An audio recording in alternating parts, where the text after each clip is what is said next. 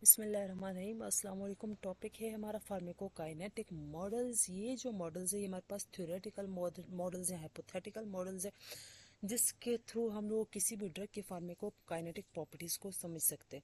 एक ड्रग की pharmacokinetic properties को समझना, उसकी डिस्ट्रीब्यूशन, मेटाबॉलिज्म, एक्सक्रीशन, तो उसके लिए हम लोगों ने कुछ मॉडल्स डिज़ाइन किए हैं। तो इन मॉडल्स का गोल क्या है? सिंप्लीफाई करना, generalise the data, to simplify and generalize data from in vivo drug studies।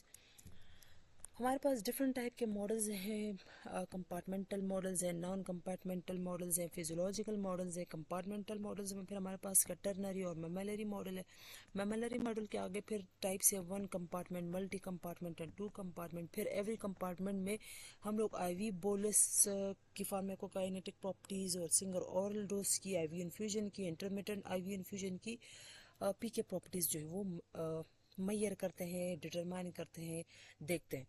Non compartment model को हम लोग जो है ये इसमें बॉडी में किसी ड्रग की पी के प्रॉपर्टीज़ देखेंगे ग्राफिकल मेथड्स के थ्रू, कुछ इक्वेशंस, कुछ फार्मूलाज के थ्रू। तो ये फार्माकोकाइनेटिक के डिफरेंट मॉडल्स। तो ये है फिजियोलॉजिकल मॉडल। इसमें हमारे पास जो ड्रग है ये फिजियोलॉजिकल बेस फार्माकोकाइनेटिक मॉडल है, जो कि डिस्क्राइब करता है ड्रग की डिस्ट्रीब्यूशन और elimination in body based on blood flow and organ specific compartment. ये मॉडल ये शो करता है कि जिस कुछ ऑर्गन्स की तरफ ब्लड फ्लो ज़्यादा है और कुछ की तरफ कम है। जिन ऑर्गन्स की तरफ ब्लड फ्लो ज़्यादा है और वहाँ पे क्या हो रही है, एक्सट्रैक्शन हो रही है, लाइक लिवर की तरफ ब्लड फ्लो ज़्यादा है, तो ये जो ब्लड फ्लो है, ये जो ड्रग तो ये ड्रग की पी के प्रॉपर्टीज़ डिपेंड करती हैं ब्लड फ्लो पे भी। जिस ऑर्गन की तरफ ब्लड फ्लो ज़्यादा होगा उस तरफ डिस्ट्रीब्यूशन भी ज़्यादा होगा, और लिवर की तरफ अगर ब्लड फ्लो ज़्यादा होगा तो उस तरह उसकी एलिमिनेशन भी जो है वो स्पीड जो है वो ज़्यादा होगी। पी के मॉडल्स की एप्लीकेशन क्या है? हम लोगों ने अगर कोई डोज कैलकुलेट करनी हो, ड्रग इंट्रैक्शन स्टडीज़ करनी हो, बायो अवेलेबिलिटी एस्टिमेशन करना हो, थेरेप्यूटिक ड्रग मॉनिटरिंग करनी हो, drug development and regulatory approval देने हो, तो हम लोग क्या करते हैं? पी के मॉडल्स को यूज़ करते हैं। कंपार्टमेंटल मॉडल को हम लोग एम्पेरिकल मॉडल भी कहते हैं। इस मॉडल के थ्रू हम लोग बॉडी को डिफरेंट कंपार्टमेंट्स में डिवाइड करते हैं, ताकि हमें हमारे लिए आसानी हो कि कोई ड्रग कैसे बॉडी में मूव करती है। यूजेस क्या है कंपार्टमेंट मॉडल के? ये ड्रग कंसंट्रेशन को प्रेडिक्ट करना, ऑप्टिमम डोज और रिजिमेंट को कैलकुलेट करना, एस्टिमेट करना पॉसिबल एक्यूमुलेशन ऑफ ड्रग और उसके मेटाबोलाइट्स, कोरिलेट करना drug concentration with pharmacological and toxicological activities, और देखना कि ड्रग की कंसंट्रेशन अगर इतनी हुई तो क्या होगा, और अगर इतनी हुई तो कौन से टॉक्सिक इफेक्ट्स जो है हमारे पास आ सकते हैं। बायो एक्विवेलेंस स्टडीज़ करना थ्रू दीज मॉडल्स, और पी के चेंजेस देखना किसी डिजीज स्टेट में, तो वो भी हम इन मॉडल्स के थ्रू करेंगे। एक्सप्लेन करना ड्रग इंट्रैक्शन, तो ये भी हम लोग इस मॉडल के थ्रू जो है वो इन मॉडल्स के थ्रू एक्सप्लेन करेंगे।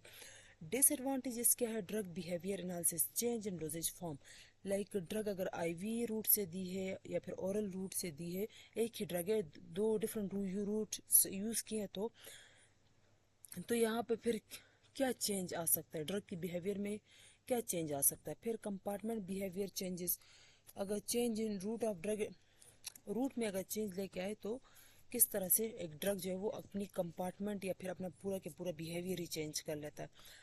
अच्छा, about models, the simple way to describe the PK of drugs. किसी ड्रग की पीके को डिस्क्राइब करना हो तो मॉडल्स यूज़ करें, ये वाले मॉडल्स यूज़ करें। ये रियलिस्टिक नहीं है, बस ये है कि हमारे पास ये थ्योरेटिकल मॉडल्स है। Mixing with in the compartment is rapid and homogeneous. Compartment models जो ये बेस करती है लीनियर एजम्पशंस और लीनियर डिफरेंशियल काइनेटिक्स पे। यहाँ पे हम लोग सारे जो कंपार्टमेंट्स है उसको स्टडी करते हैं on basis of first order kinetic. Types on basis of arrangement of compartments, हमारे पास सबसे पहले मेमोरी मॉडल है। उसमें हमारे पास 1 2 3 कंपार्टमेंट मॉडल है, और फिर हर एक कंपार्टमेंट मॉडल को हम लोग आईवी और एक्स्ट्रा वेस्कुलर रूट के लिए एक्सप्लेन करेंगे। मेमोरी मॉडल, तो मेमोरी मॉडल क्या है? Common type of compartmental pharmacokinetic model है। इस मॉडल में हम लोग बॉडी को डिफरेंट कंपार्टमेंट्स में डिवाइड करते हैं। सेंट्रल कंपार्टमेंट में यूजली ब्लड जो है वो रिप्रेजेंट करता है सेंट्रल कंपार्टमेंट। दूसरा जो है वो पेरिफेरल कंपार्टमेंट, बॉडी को सेंट्रल और पेरिफेरल कंपार्टमेंट में डिवाइड करते हैं। सेंट्रल कंपार्टमेंट कौन सा कंपार्टमेंट होगा? जो ब्लड है वो सेंट्रल कंपार्टमेंट में आएगा, और बाकी जो ऑर्गन्स जिनकी तरफ ब्लड सप्लाई है वो पेरिफेरल कंपार्टमेंट्स में आएगा। Central compartment act as hub की तरह एक्ट करता है with all peripheral compartments indirectly, जिसके साथ बाकी जो पेरिफेरल कंपार्टमेंट्स है वो क्या होंगे, लिंक होंगे। अच्छा, सेंट्रल कंपार्टमेंट में क्या आता है, ब्लड प्लाज्मा, जहाँ पर ड्रग जो है वो डायरेक्टली मेजर की जा सके, और ये जो सेंट्रल कंपार्टमेंट है बाकी पेरिफेरल कंपार्टमेंट के साथ कनेक्टेड होता है। पेरिफेरल कंपार्टमेंट्स जो है ये लेस वेस्कुलराइज होते हैं, इनकी तरफ ब्लड फ्लो कम होता है, लाइक बहुत सारे टिश्यूज और ऑर्गन्स लाइक फेट, मसल और ब्रेन। ड्रग जो है वो सेंट्रल कंपार्टमेंट से इन कंपार्टमेंट की तरफ मूव करता है, लेकिन डायरेक्ट कनेक्शन जो है वो पेरिफेरल कंपार्टमेंट्स में नहीं है। पेरिफेरल सेंट्रल के साथ कनेक्ट है, लेकिन पेरिफेरल के साथ कनेक्ट नहीं है। तो हम लोग ड्रग की मूवमेंट को एक कंपार्टमेंट से दूसरे कंपार्टमेंट की तरफ जो है वो रेट कांस्टेंट से जो है उसको रिप्रेजेंट करेंगे। तो इस ट्रांसफर कांस्टेंट को हम सम टाइम माइक्रो कांस्टेंट्स भी बोलते हैं, और इनकी वैल्यूज़ को हम लोग इस तरह से एस्टिमेट करते हैं K12। जब ड्रग जो है वो कंपार्टमेंट 1 से 2 की तरफ मूव करेगा तो उसको K12, ट्रांसफर कांस्टेंट को K12 से शो करेंगे, इस तरह K21 और K31, Ka absorption constant, Ko जो है ये एलिमिनेशन रेट कांस्टेंट।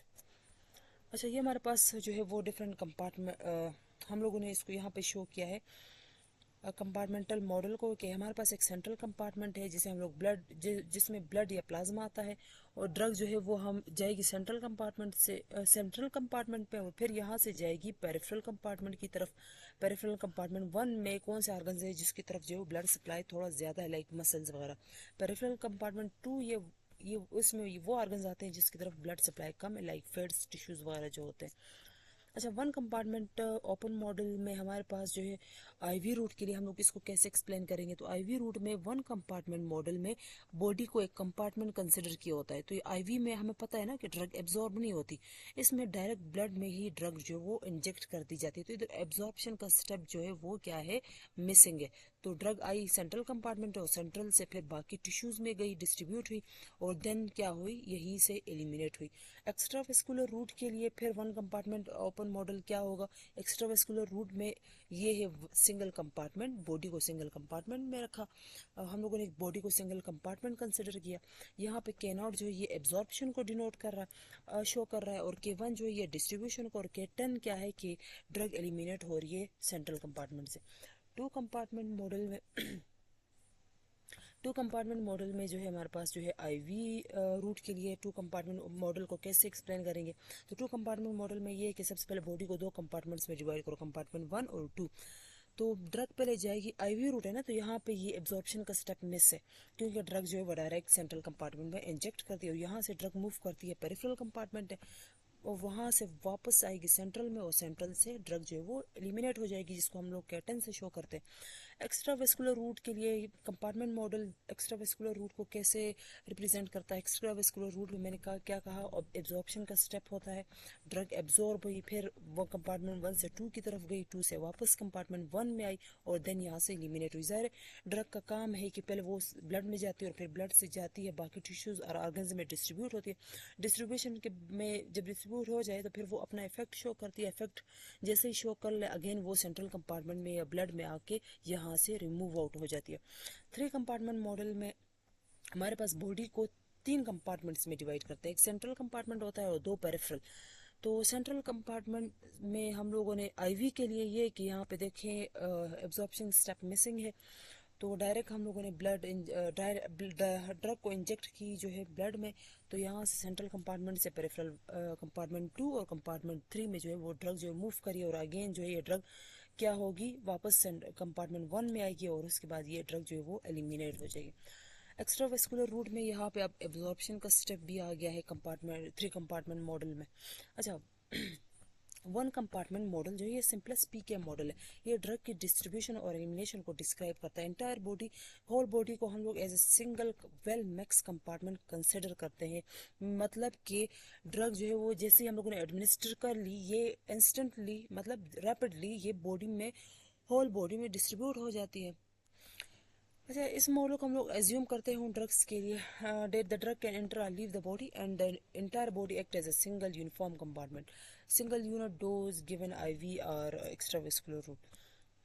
ये हमारे पास बिफोर एडमिनिस्ट्रेशन और आफ्टर एडमिनिस्ट्रेशन हम देख रहे हैं कि पूरी ड्रग जो है वो फुल बॉडी में डिस्ट्रीब्यूट हो गई है रैपिडली और इंस्टेंटली। तो अजम्पशंस या फिर इस वन कंपार्टमेंट मॉडल की करेक्टरिस्टिक्स क्या है, तो यहाँ पे इंस्टेंटेनियस डिस्ट्रीब्यूशन होती है ड्रग की, बहुत जल्दी डिस्ट्रीब्यूट हो जाता है, ड्रग इमीडिएटली डिस्ट्रीब्यूशन हो जाती है, और no separate compartments from this. यहाँ पे हमें कोई सेपरेट कंपार्टमेंट्स टिश्यूज और ऑर्गन्स के लिए नजर नहीं आएगा, हर एक चीज़ जो है वो एक सिंगल यूनिट की तरह एक्ट कर रही होगी। फर्स्ट ऑर्डर एलिमिनेशन में, अच्छा फर्स्ट ऑर्डर एलिमिनेशन शो करेगा वन कंपार्टमेंट मॉडल, मतलब कि एलिमिनेशन या फिर जो एक्सक्रीशन है, एलिमिनेशन है, वो डिपेंड करती है ड्रग की कंसंट्रेशन में, जितनी ड्रग की कंसंट्रेशन ज़्यादा होगी उतनी एलिमिनेशन ज़्यादा होगी। नो रीडिस्ट्रीब्यूशन डिलेज, यहाँ पे होल बॉडी क्योंकि as a single compartment act कर रही है, तो जैसे ही ड्रग हम लोगों ने इंजेक्ट की वो होल बॉडी में रैपिडली डिस्ट्रीब्यूट हुई और फिर वहीं से इसकी एक्सक्रीशन जो है वो स्टार्ट हो गई। यहाँ पे डिस्ट्रीब्यूशन और रीडिस्ट्रीब्यूशन वाला कॉन्सेप्ट जो है वो नहीं है। Once in the blood stream the drug behave as if it were evenly distributed through the entire volume of distribution। अच्छा, डायनेमिक मूवमेंट, ड्रग जो है वो मूव करती है बॉडी के अंदर और out of the body. Constant elimination होती है, ड्रग जो है वो एक कांस्टेंट रेट के साथ एलिमिनेट होता है। Plasma as a representative compartment, यहाँ पे जो प्लाज्मा है वो plasma reflect drug level in all body tissues although may not be same. यहाँ पे जो हमारा सेंट्रल कंपार्टमेंट है वो प्लाज्मा जो है, प्लाज्मा ही जो है होल बॉडी को सिंगल कंपार्टमेंट की तरह जो है वो शो कर रहा होता है। बाकी टिश्यूज और ऑर्गन्स जो है चाहे उसकी तरफ जो डिस्ट्रीब्यूशन है वो हो रही हो या ना हो रही हो, कम हो या ज्यादा हो, लेकिन हम लोगों ने यहाँ पे होल बॉडी को ही सिंगल कंपार्टमेंट कंसिडर कर दिया। थ्योरेटिकल मॉडल है, एक्चुअल नहीं है, तो हम लोग तभी इस तरह से कर रहे हैं।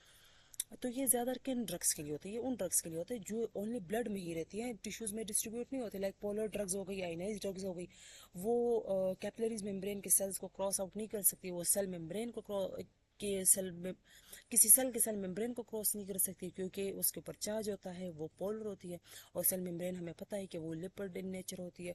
और आयनाइज जो आयनाइज चीज़ होगी ना, आयनाइज चीज़ ज़ाहिर है पोलर होती है, तो वो पोलर चीज़ कब जो है वो सेल मेम्ब्रेन को क्रॉस कर सकती है, दूसरा उस पर चार्ज होता है तो वो सेल मेम्ब्रेन उसको अलाउ नहीं कर सकता।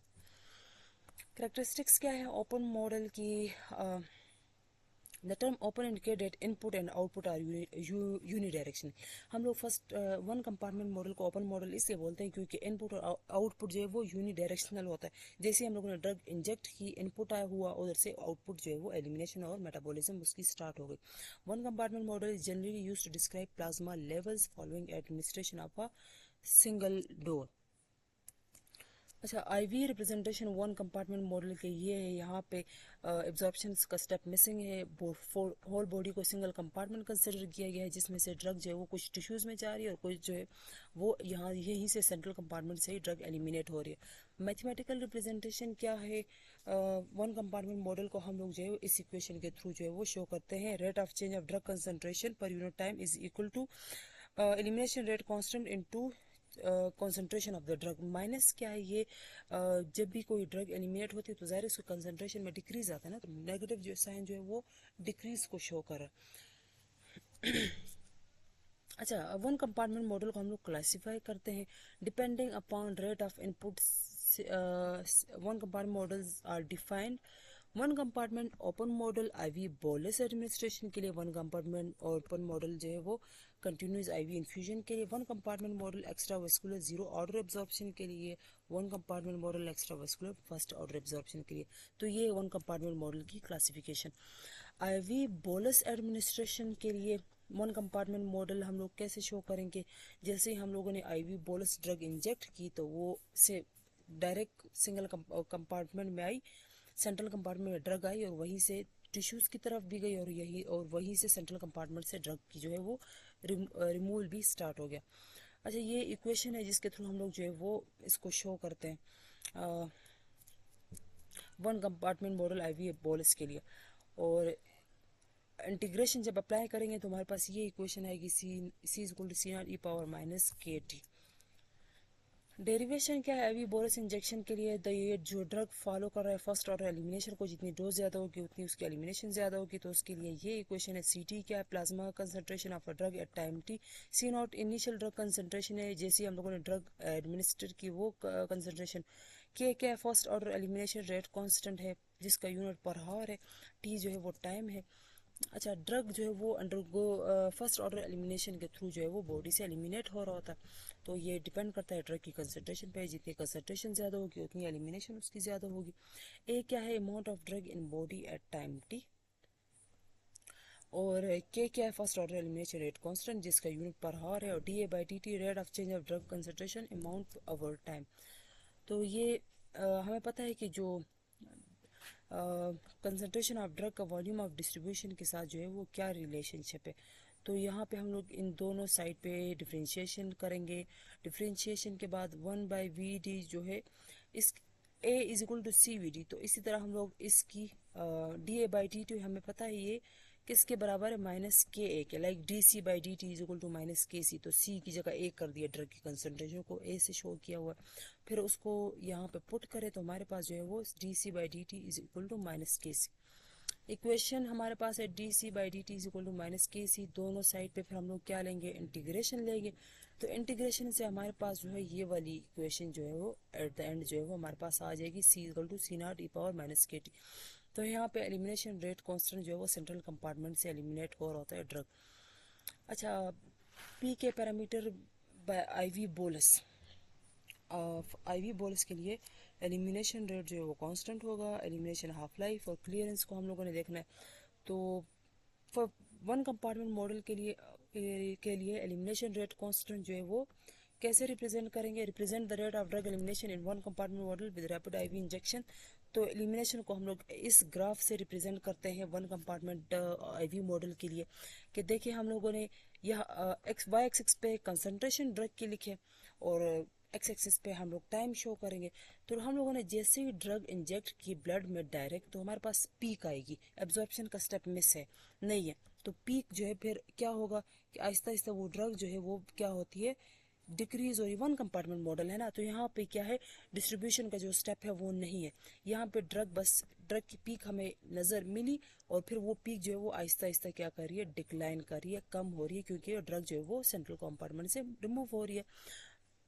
और फिर हम लोग जो है वो कंसंट्रेशन चेक करेंगे एट टाइम T1 और कंसंट्रेशन एट टाइम T2। अच्छा, इसी का पिछले जो ग्राफ है उसको बोलते हैं रेगुलर कार्टेशियन प्लॉट। अब इस प्लॉट को स्ट्रेट लाइन बनाने के लिए हम लोग क्या करेंगे, उसका कंसंट्रेशन का लॉग लेंगे। तो हमारे पास जो है वो ये सेमी लॉग प्लॉट जो है वो हमारे पास आ जाएगा। तो स्ट्रेट लाइन गेट करने के लिए, हासिल करने के लिए हम लोग क्या करते हैं, लॉग लेते हैं कंसंट्रेशन का। तो हमारे पास स्लोप जो है वो -2.303 के बराबर आ जाएगा।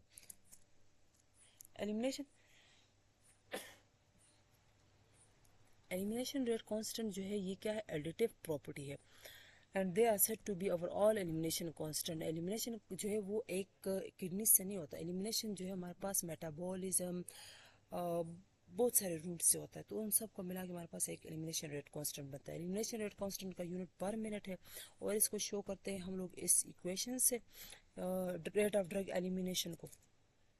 अच्छा, एलिमिनेशन हाफ लाइफ, ये कौन सा हाफ लाइफ क्या है, ये वो टाइम है। एलिमिनेशन हाफ लाइफ ये वो टाइम है जिसमें हाफ ड्रग जो है वो बॉडी से एलिमिनेट हो जाती है, और हाफ जो है वो लेफ्ट रह जाती है बॉडी में। अपेरेंट वॉल्यूम ऑफ डिस्ट्रीब्यूशन कैसे फाइंड करेंगे, फर्स्ट कंपार्टमेंट मॉडल के लिए, वो भी IV के लिए।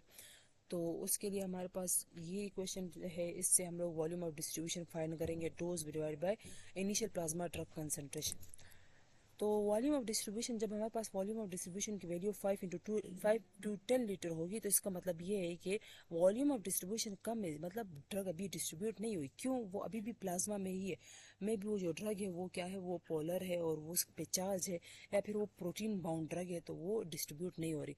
अगर वॉल्यूम ऑफ डिस्ट्रीब्यूशन 40 लीटर से ज़्यादा है, तो इसका मतलब ये है कि ड्रग जो है वो टिश्यूज़ में जाकर डिस्ट्रीब्यूट हुई है। इसका मतलब है कि ड्रग जो है वो लिपोफिलिक है, लाइक डिजोक्सिन। फिर अगर वॉल्यूम ऑफ डिस्ट्रीब्यूशन 1000 लीटर से भी ज़्यादा है, तो इसका मतलब ये है कि ड्रग जो है वो डिस्ट्रीब्यूट हुई है, लेकिन वॉल्यूम ऑफ डिस्ट्रीब्यूशन 1000 लीटर से ज़्यादा, इसका मतलब ये है कि ड्रग जो है जाके टिश्यूज़ के अंदर प्रोटीन्स के साथ उसने खुद को टाइटली बाउंड कर दिया, और वहाँ से अब आहिस्ता आहिस्ता रिलीज होगा, जल्दी रिलीज नहीं होगा। वो क्लियरेंस क्या है, क्लियरेंस हमें पता है, rate of elimination divide by plasma drug concentration. Clearance actually ये ब्लड का वो वॉल्यूम है जिसमें से ड्रग जो है वो रिमूव होती है पर यूनिट टाइम। तो क्लियरेंस जो है हम लोग फर्स्ट कंपार्टमेंट मॉडल के लिए इस तरह से फाइंड करेंगे। टोटल सिस्टमिक क्लियरेंस जो है वो बराबर है रीनल क्लियरेंस के, हेपेटिक क्लियरेंस के, बाकी रूट्स के। आईवी इन्फ्यूजन के लिए हमारे पास फर्स्ट कंपार्टमेंट मॉडल क्या होगा?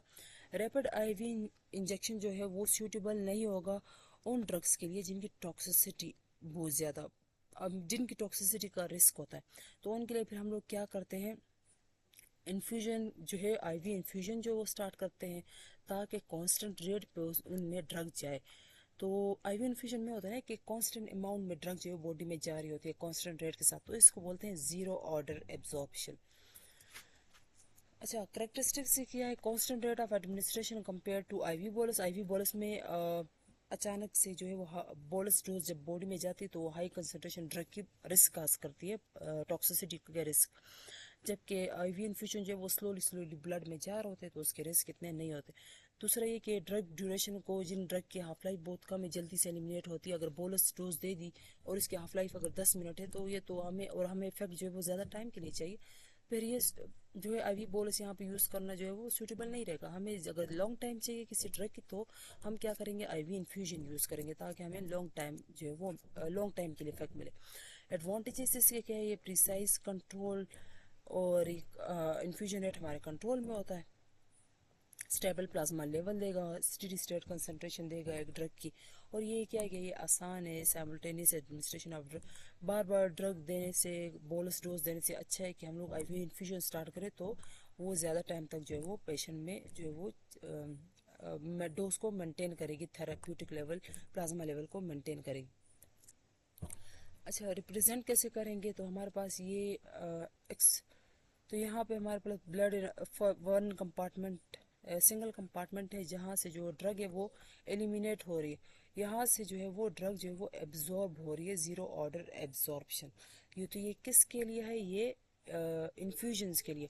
इन्फ्यूजन के लिए जो है वो ज़ीरो ऑर्डर से हम लोग एब्जॉर्प्शन इसलिए शो करते हैं क्योंकि इन्फ्यूजन में स्लोली जो है वो ड्रग बॉडी में आ रही होती है। इन्फ्यूजन, ये हमारे पास ग्राफ है जिसमें हमारे पास स्टार्ट में इन्फ्यूजन जो है वो बॉडी में आ रहा होता है, इनपुट ज़्यादा है आउटपुट से। फिर यहाँ पे हमारे पास एक स्ट्रेट लाइन बनती है इन्फ्यूजन की, क्योंकि यहाँ पे स्टेडी स्टेट कंसंट्रेशन हमें मिल जाता है। इस टाइम हमारी जो ब्लड में जो ड्रग है वो उसका इनपुट और आउटपुट क्या होता है? इक्वल होता है। जब इनपुट और आउटपुट इक्वल हो जाए तो हम कहते हैं प्लाज्मा कंसंट्रेशन जो है वो क्या है? कांस्टेंट है। प्लाज्मा ड्रग कंसंट्रेशन कांस्टेंट है, उसी को हम लोग स्टेडी स्टेट कंसंट्रेशन बोलते हैं। फिर जैसे ही हम लोग ने यहाँ पे इन्फ्यूजन स्टॉप कर लिया तो ड्रग का जो लेवल है वो आहिस्ता आहिस्ता से क्या हो रहा है? कम हो रहा है, क्योंकि वो अभी क्या हो रही है? एलिमिनेशन उस ड्रग की हो रही है। आईवी इन्फ्यूजन के लिए ये हमारे पास ये इक्वेशन है, आर माइनस के से शो करते हैं। आर जो है ये क्या चीज़ है? ये इन्फ्यूजन रेट है। Extra vascular administration, one compartment model में हम लोग एक्स्ट्रा वेस्कुलर एडमिनिस्ट्रेशन को कैसे देखेंगे? तो एक्स्ट्रा वेस्कुलर रूट हमारे पास ओरल, आईएम, रेक्टल, ये सारे एक्स्ट्रा वेस्कुलर रूट है। यहाँ पे एक्स्ट्रा वेस्कुलर रूट में एब्जॉर्प्शन की बात आ जाती है, जो कि आईवी में एब्जॉर्प्शन का स्टेप नहीं होता। यहाँ पे ड्रग की एब्जॉर्प्शन की बात भी आ जाती है, क्योंकि ड्रग एब्जॉर्ब होके सिस्टमिक सर्कुलेशन में जो है वो पहुँचती है। तो यहाँ पे और एब्जॉर्प्शन में भी जीरो ऑर्डर हो, फर्स्ट ऑर्डर हो, मतलब कि अगर डो कुछ कहीं पे एब्जॉर्प्शन डोज पे डिपेंड करता है, डोज ज़्यादा की तो एब्जॉर्प्शन भी ज़्यादा होगा, और कहीं पे जो है वो डोज पे डिपेंड नहीं करता, चाहे जितनी भी डोज ज़्यादा कर दो एब्जॉर्प्शन जो है वो ज़्यादा नहीं होगी। अच्छा, ये हमारे पास ग्राफ है जो फर्स्ट ऑर्डर और ज़ीरो ऑर्डर एब्जॉर्प्शन को शो कर रहा है। तो ज़ीरो ऑर्डर में हमें स्ट्रेट लाइन मिल रही है, क्योंकि यहाँ पे चाहे डोज हम जितनी भी ज़्यादा कर लें हमारी जो एब्जॉर्प्शन है वो कांस्टेंट ही रहेगी। फर्स्ट ऑर्डर में ये कि एब्जॉर्प्शन रेट चेंज हो सकता है अगर कंसंट्रेशन को हम लोग चेंज करें। फिर ये हमारे पास एक ग्राफ है plasma drug concentration versus time, जिसमें सबसे पहले ड्रग जो है वो, ये एक्स्ट्रा वेस्कुलर रूट के लिए ये ग्राफ है। सबसे पहले क्या होता है, ड्रग जो है जब हम लोग ड्रग देते हैं एक्स्ट्रा वेस्कुलर रूट से तो वो एब्जॉर्ब होती है और साथ में डिस्ट्रीब्यूट भी होती है ब्लड में। और फिर हमारे पास एक पीक लेवल मिलता है, सी मैक्स जिसे हम बोलते हैं। ये वो टाइम है, टी मैक्स वो टाइम है, मैक्स वो टाइम जिसमें हमें ब्लड में मैक्सिमम कंसंट्रेशन किसी ड्रग की मिलती है। और फिर आहिस्ता आहिस्ता से वो उस ड्रग की कंसंट्रेशन क्या हो रही होती है? कम हो रही होती है। क्यों? क्योंकि जो ड्रग है डिस्ट्रीब्यूट भी हो रही होती है और साथ में एलिमिनेट भी हो रही होती है, और यहाँ से ओनली जो है वो ड्रग की एलिमिनेशन हो रही होती है और वो ड्रग जो है वो बॉडी से रिमूव आउट हो जाती है। ज़ीरो ऑर्डर एब्जॉर्प्शन मॉडल में क्या होता है? हमारे पास ये सबसे यहाँ पे ड्रग जो है वो एब्जॉर्ब हो रही है, तो ब्लड या फिर बॉडी में वो ड्रग आ गई, उसके बाद क्या होता है, एलिमिनेशन उसकी स्टार्ट हो गई। तो यहाँ पे एब्जॉर्प्शन का स्टेप है। लेकिन ज़ीरो ऑर्डर एब्जॉर्प्शन में क्या है, ड्रग जो है वो एब्जॉर्प्शन कंसंट्रेशन पे डिपेंड नहीं करता। फर्स्ट ऑर्डर एब्जॉर्प्शन मॉडल में ये कि whenever the drug enters into body to follow first order absorption process। यहाँ पे जो एब्जॉर्प्शन है वो ड्रग की कंसंट्रेशन पे डिपेंड करता है। डोज अगर ज़्यादा करती तो एब्जॉर्प्शन भी क्या होगी, ज़्यादा होगी। पी के पैरामीटर्स हम लोग इसके लिए कैसे फाइंड करेंगे, ये फर्स्ट इसके लिए एक्स्ट्रावेस्कुलर रूट के लिए तो एलिमिनेशन रेट कांस्टेंट हम कैसे फाइंड करेंगे, इसके लिए तो हमारे पास ये क्वेश्चन है जिससे हम लोग एक्स्ट्रावेस्कुलर रूट के एलिमिनेशन रेट कांस्टेंट फाइंड करेंगे। ये हाफ लाइफ की क्वेश्चन है।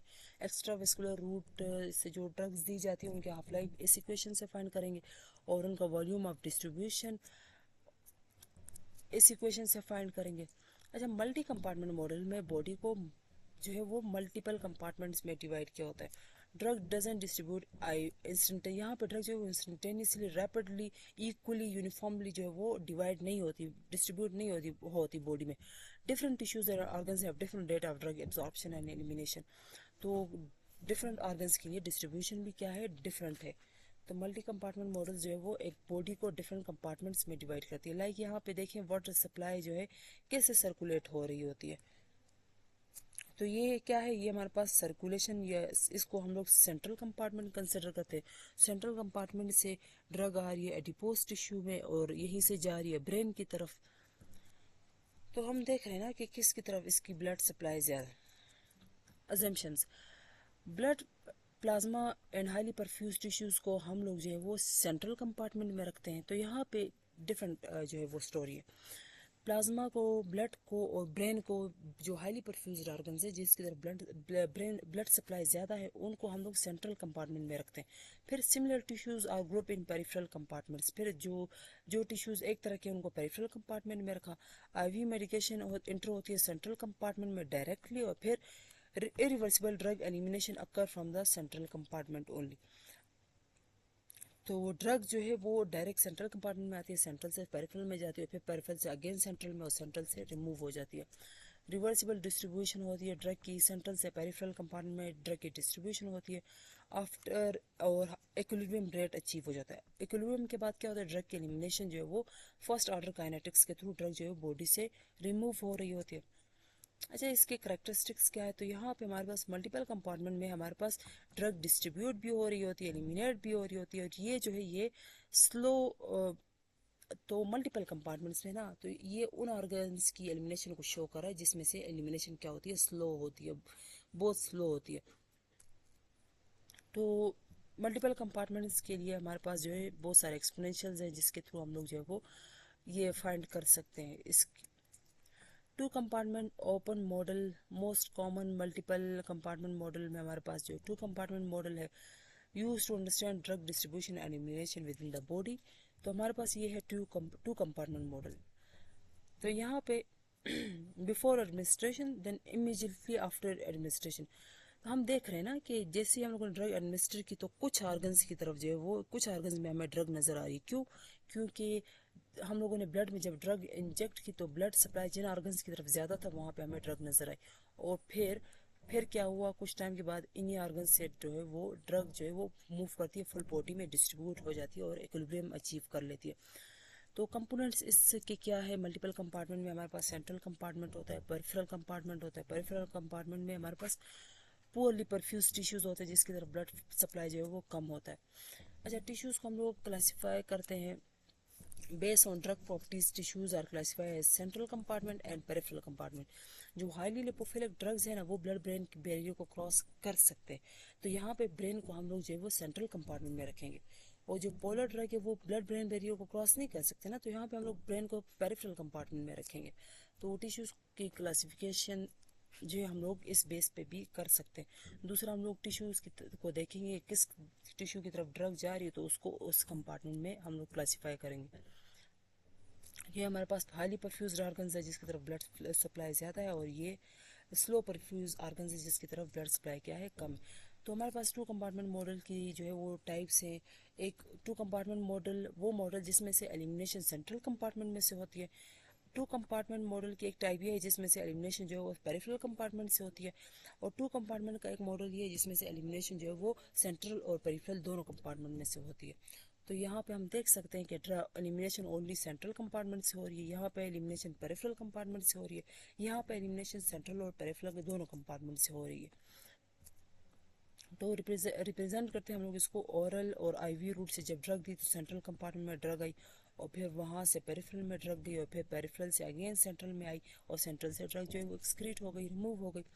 आईवी बोलस के लिए हम लोग क्या करेंगे, आईवी बोलस में हम देखेंगे यहाँ पे एब्जॉर्प्शन का स्टेप में से सेंट्रल कंपार्टमेंट में ड्रग आई, वहाँ से पेरिफेरल में गई, पेरिफेरल से अगेन सेंट्रल में, और सेंट्रल से देन ड्रग जो है वो रिमूव हो गई। अच्छा, टू कंपार्टमेंट मॉडल या फिर मल्टीपल कंपार्टमेंट मॉडल में हम लोग जो है वो एक ग्राफ यूज़ करते हैं। इसमें हमारे पास ये आईवी बोलस के लिए ग्राफ है, यहाँ पे एब्जॉर्प्शन का स्टेप में से, तो जैसे हम लोग आईवी जो है वो ड्रग इंजेक्ट करते हैं ब्लड में, तो हमारे पास ड्रग की पीक आ जाती है, और फिर एक छोटा सा डिक्लाइन आता है। ये जो छोटा सा डिक्लाइन है ये एक्चुअली इसमें ड्रग डिस्ट्रीब्यूट हो रही होती है, और फिर हमारे पास एक बड़ा सा डिक्लाइन आता है, यहाँ पे ड्रग डिस्ट्रीब्यूट भी होती है लेकिन उससे ज़्यादा क्या हो रही होती है, एलिमिनेट हो रही होती है। तो प्लाज्मा लेवल और टाइम का जो कर्व है वो हम लोग जो है वो IV bolus two compartment model के लिए इस ग्राफ से शो करते हैं। अच्छा, ये हमारे पास वही टू कंपार्टमेंट मॉडल का या फिर मल्टीपल कंपार्टमेंट मॉडल का ये ग्राफ है, जिसमें हमारे पास स्टार्ट में इनिशियल डिक्लाइन कम डिक्लाइन आता है, देन रैपिड डिक्लाइन ज़्यादा डिक्लाइन आता है। ये जो डिक्लाइन है ये सेंट्रल कंपार्टमेंट का डिक्लाइन है, क्योंकि ड्रग जो है वो आहिस्ता आहिस्ता से सेंट्रल कंपार्टमेंट से निकल रही है, डिस्ट्रीब्यूट भी हो रही है और एलिमिनेट भी हो रही है। और ये जो ग्राफ है ये पेरिफेरल कंपार्टमेंट्स का शो कर रहा है, क्योंकि ड्रग जो है वो आहिस्ता आहिस्ता पेरिफेरल कंपार्टमेंट में जा रही है, इंक्रीज हो रही है, और देन जो है वो अगेन जो है वो रीडिस्ट्रीब्यूट हो रही है, अगेन जो है वो पेरिफेरल से सेंट्रल कंपार्टमेंट में आ रही है ताकि एलिमिनेशन हो उस ड्रग की। मैथमेटिकली हम लोग इस इक्वेशन को, इस टू कंपार्टमेंट मॉडल को इस इक्वेशन से जो है वो रिप्रेजेंट करते हैं। और ये इसके पीके पैरामीटर्स है। वॉल्यूम ऑफ डिस्ट्रीब्यूशन को कैसे रिप्रेजेंट करेंगे, तो उसके लिए हमारे पास ये इक्वेशन है। हाफ लाइफ को कैसे कैलकुलेट करेंगे, तो हमारे पास उसके लिए ये इक्वेशन है। क्लियरेंस को कैसे डिटरमाइन करेंगे, तो उसके लिए हमारे पास ये इक्वेशन है। तो ये है कंपार्टमेंट मॉडल। वन कंपार्टमेंट और टू कंपार्टमेंट मॉडल में क्या डिफरेंस है कि यहाँ पे ड्रग डिस्ट्रीब्यूशन इंस्टेंटेनियस होती है, यहाँ पे स्लोली होती है, यहाँ पे जो है फेज जो कर्व है वो हमें जस्ट एलिमिनेशन शो कर रही होती है, और यहाँ पे डिस्ट्रीब्यूशन भी होती है और एलिमिनेशन भी होती है। यहाँ पे डिस्ट्रीब्यूशन का स्टेप नहीं होता क्योंकि होल बॉडी को सिंगल कंपार्टमेंट कंसिडर किया गया है, डिस्ट्रीब्यूशन का स्टेप जो है वो मिसिंग है। एक्सपोनेंशियल टर्म्स जो है यहाँ पे ई पावर माइनस बीटा टी है क्योंकि ओनली एलिमिनेशन हो रही है, यहाँ पे ई पावर माइनस अल्फा टी जो कि डिस्ट्रीब्यूशन, और E minus beta T beta जो है वो जो कि एलिमिनेशन को शो कर रहा है। हाफ लाइफ यहाँ पे वन हाफ लाइफ है, यहाँ पे दो हाफ लाइफ है, एक डिस्ट्रीब्यूशन हाफ लाइफ और एक एलिमिनेशन हाफ लाइफ, जिसमें वो टाइम जिसमें आधी ड्रग जो है वो बॉडी में डिस्ट्रीब्यूट हो जाती है, और एलिमिनेशन हाफ लाइफ वो ड्रग जिसमें आधी ड्रग जो है वो बॉडी से रिमूव हो जाती है। क्लियरेंस यहाँ पे सिंपल होता है और फिर यहाँ पे ज़रा कॉम्प्लेक्स है। तो ये वन कंपार्टमेंट और टू कंपार्टमेंट मॉडल की जो है वो ग्राफ शो किया गया है। तो टू कंपार्टमेंट मॉडल में देखिए पहले क्या होती है, ड्रग जो है वो डिस्ट्रीब्यूट होती है देन एलिमिनेट होती है, और यहाँ पे डायरेक्ट जो है वो ड्रग एलिमिनेट होती है क्योंकि यहाँ पे बॉडी होल ही एज वन कंपार्टमेंट की तरह एक्ट करती है। ड्रग गई और फिर वो वहाँ से एलिमिनेट हो गई। फिर हमारे पास थ्री कंपार्टमेंट मॉडल है। थ्री कंपार्टमेंट मॉडल में हम लोगों ने क्या किया होता है, three compartment model में a drug demonstrates the necessity of a three compartment open model is distributed most rapidly to a highly perfused central compartment, less rapidly to the second or tissue compartment and very slowly to the third or deep। अच्छा, यहाँ पे हमारे पास एक central compartment होता है जिसमें हमारे पास ब्लड और हाईली परफ्यूज्ड ऑर्गन आते हैं। फिर हमारे पास सेकंड कंपार्टमेंट जो है वो जिसकी तरफ ब्लड सप्लाई कम होता है। फिर हमारे पास थर्ड कंपार्टमेंट है, ये वो टिश्यूज हैं जिसकी तरफ जो है वो ड्रग बहुत स्लोली मूव करेगी और ब्लड सप्लाई भी उसकी तरफ बहुत कम है, लाइक डीप टिश्यूज की तरफ। तो हमारे पास ये सेंट्रल कंपार्टमेंट है और ये दो पेरिफेरल है। तो सेंट्रल कंपार्टमेंट से ड्रग जा रही है पेरिफेरल में, और पेरिफेरल से अगेन सेंट्रल में आके यहाँ से एलिमिनेट हो रही है, और ये आईवी इंजेक्शन जो है वो सेंट्रल कंपार्टमेंट में आईवी इंजेक्शन के थ्रू ड्रग जो है इंजेक्ट की गई। ये 1-2 क्या है, ये रेट ट्रांसफर ड्रग का शो कर रहा है from central to peripheral compartment. अच्छा, सेंट्रल कंपार्टमेंट में कौन से ऑर्गन्स आते हैं, ब्लड प्लाज्मा और well perfused organs.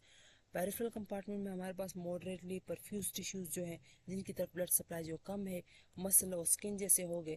Deep compartment में बिल्कुल पोरली परफ्यूज टिश्यूज जिसकी तरफ ब्लड सप्लाई बहुत ही कम है, तो इसमें हमारे पास फैट और बोन्स वगैरह आती है। और मैथमेटिकली हम लोग रिप्रेजेंट करेंगे, हमारे पास एक है डिस्ट्रीब्यूशन फेज, एक है एलिमिनेशन फेज। और ये जो है ये एलिमिनेशन शो करता है डीप टिश्यूज से, जो कि बहुत स्लोली एलिमिनेट होता है। स्लो एलिमिनेशन फेज जो है ये शो करता है, और ये एलिमिनेशन फेज को शो कर रहा होता है, जिसे रीडिस्ट्रीब्यूशन फेज भी बोलते हैं। अच्छा, तो alpha phase initial rapid decline, और देन हमारे पास बीटा फेज इंटरमीडिएट डिक्लाइन, फिर हमारे पास गेमा फेज है जो कि स्लो टर्मिनल एलिमिनेशन है। तो इनिशियल रैपिड डिक्लाइन में क्या होता है, ड्रग मूव करती है प्लाज्मा से हाईली परफ्यूज्ड ऑर्गन्स की तरफ। यहाँ पे क्या होता है, ड्रग जो है वो फिर हाईली परफ्यूज ऑर्गन्स की तरफ जो है वो जाती है पोली परफ्यूज टिश्यूज की तरफ। प्लाज्मा कंसंट्रेशन जो है वो कम हो रही होती है आहिस्ते से, और यहाँ पे ड्रग जो है वो स्लोली क्लियर होती है डीप टिश्यूज से। क्लिनिकल एग्जांपल जो है drug following the 3 compartment model, तो इसमें हमारे पास एनेस्थेटिक्स हैं जो कि फेट्स में जाके एक्यूमुलेट हो जाती है और प्रोलॉन्ग एलिमिनेशन, जल्दी से रिमूव नहीं होती है। हाईली लिपोफिलिक ड्रग्स जैसे अमाइडोरोन और डिजॉक्सिन, ये भी खुद को फैट्स में स्टोर कर लेती है और जल्दी से बॉडी से रिमूव नहीं होती। तो ये हमारे पास क्या है, ग्राफ है जिसमें हम लोग 1 कंपार्टमेंट मॉडल शो करें कि जैसे ही ड्रग इंजेक्ट की तो वो डायरेक्ट जो है वो रिमूव हो रही है, एलिमिनेट हो रही है। फिर 2 कंपार्टमेंट मॉडल को हम लोगों ने शो किया रेड लाइन से, पहले ड्रग जो है वो डिस्ट्रीब्यूट होती है देन उसकी एलिमिनेशन। फिर 3 कंपार्टमेंट मॉडल को हम लोगों ने शो किया कि क्या हो रहा है 3 कंपार्टमेंट मॉडल में, डिस्ट्रीब्यूशन देन एलिमिनेशन। लेकिन यहाँ पे 3 कंपार्टमेंट मॉडल में हम देख रहे हैं यहाँ पे जो डिस्ट्रीब्यूशन और एलिमिनेशन जल्दी होती है, यहाँ पे डिस्ट्रीब्यूशन और एलिमिनेशन जो है हमारे पास जो है वो जल्दी नहीं हो रहा होता, क्योंकि वहाँ पे ड्रग जो है वो फेट्स में जाके स्टोर हो गया और स्लोली